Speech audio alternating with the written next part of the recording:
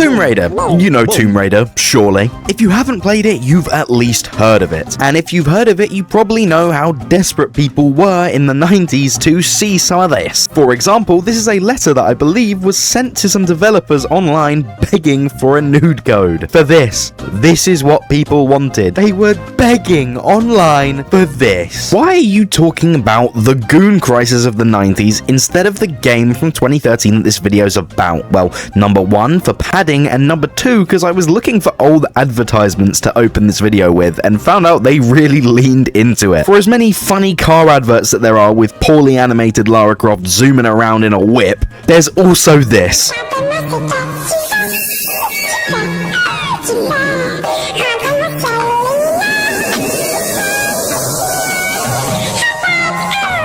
That was a fucking car advert. Who came up with that? And honestly, when else will I ever get the chance to talk about this? Because I do not know when I'll ever play the originals. And these disgraceful adverts have to be spoken about, because this is the most hideous shit I've ever seen. It's all just so damn ugly. And honestly, I don't even know what these next level gooners were on, because if you're interested in this, go to Egypt. But let's get on to the actual topic. You see, after a bunch of Tomb Raider trilogies, they decided it was time for a reboot in 2013 with a modern spin on Tomb Raider. And this time the game takes a huge focus on Lara Croft herself and her teammates. The game begins on a boat with a crew. We love this crew. We're like a family. A dead family. Well, the boat crashed and everyone is stranded far apart. Hell, the people even turned Lara into a piñata. Perfect for all the family. But this game is meant to act as Lara's origin story that turns her into the hardened explorer that goes tomb raiding. So let's look at the timeline. You see number 1, number 2, seems about right. But again, I've never actually played the original game, so this is my first experience with a Tomb Raider game, so I can't really give many comparisons. This game seems to have less of a focus on tomb raiding, looking for treasure, and more of a focus on just surviving what's on the island, because this island has some supernatural history. There's a whole lot of magic in the game, and your main antagonist is a whole cult centered around finding the ancestor of their immortal queen to bring back her soul and free the island, because she's currently just kind of possessing it from above and striking anyone that comes near. The area around the island is notorious for missing helicopters, planes, missing boats, and it's just because this god basically is striking stuff down. But it also means that we cannot get any help, and Lara's friends are strung up in the middle of it, especially since her best friend is actually a descendant of the queen and the cults want her bad. The game is full of gorgeous set pieces and beautiful cinematic shots that really tie it all together. This specific climb to the ladder just really,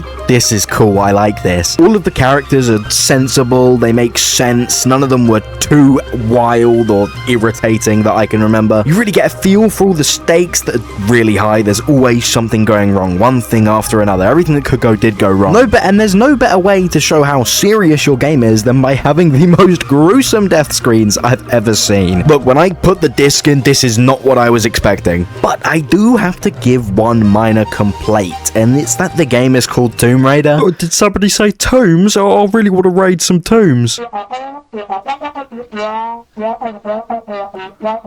There's no tomb. So apart from the Tomb of the Queen that's super necessary for the story, every tomb in the game, apart from one, is optional in a game about raiding tombs, or at least that's what you'd expect from the name. Here we go. What's on me? Why is she... Tombs. You're the Tomb Raider! Yeah, you know, I get it's brand recognition, but is this really the brand you want to be recognized with?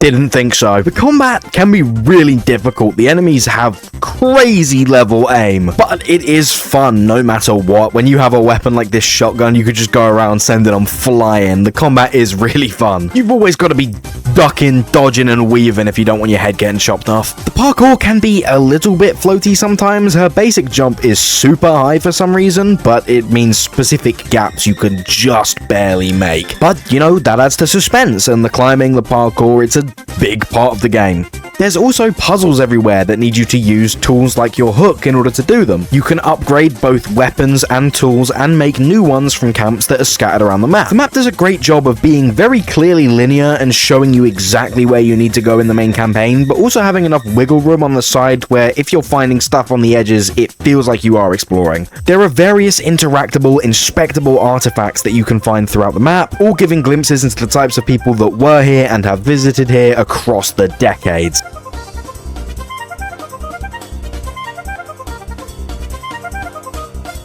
Along with various other kinds of people who had written down thoughts. Along with that, in the story, you get good moments when you finally meet people that you thought were gone, with nice emotional moments even if they end up dying or betraying you, and you get glimpses into the past with these camera sections that show up and give you a glimpse onto life on the boat before it crashed here. If you had to look at everyone here and take a guess who betrayed us, would you have guessed it was him? Because I sure did. And finally, there's climbing segments where you climb, and they're pretty fun. They remind me of the climbing in God of War. So how does it all come to an end? With lots of goddamn fire. See, they are about to sacrifice Lara's best friend Sam and try to bring the god at ease with her sacrifice. But we do not want that to happen, and we have a way to stop it. So after breaking through, interacting with this weird resurrected guy that's kind of Solomon Grundy because he's undead and he's big and he's tough, and scrapping him because we're tougher, Lara ain't no she can take down a fucking demon. But how do we stop the ancient soul transferring ritual? We unload dual pistol clip into the guy trying to do the ritual and then stab the corpse of the queen. And that does it. That ends the ritual. That's all of these cults had to do instead of following her orders. They just had to do this because now the curse is gone, the island is free, and our heroes can leave. Yes, this entire game, this beautifully crafted, super fluid playing, amazing looks after all of these years, engaging story, and amazing introduction to the franchise for so many, great reboot. And the moral of the story, it's so clear to me now. If you have a problem and you're not sure if you can overcome it, just stab it. Knowing this makes London so much easier to appreciate.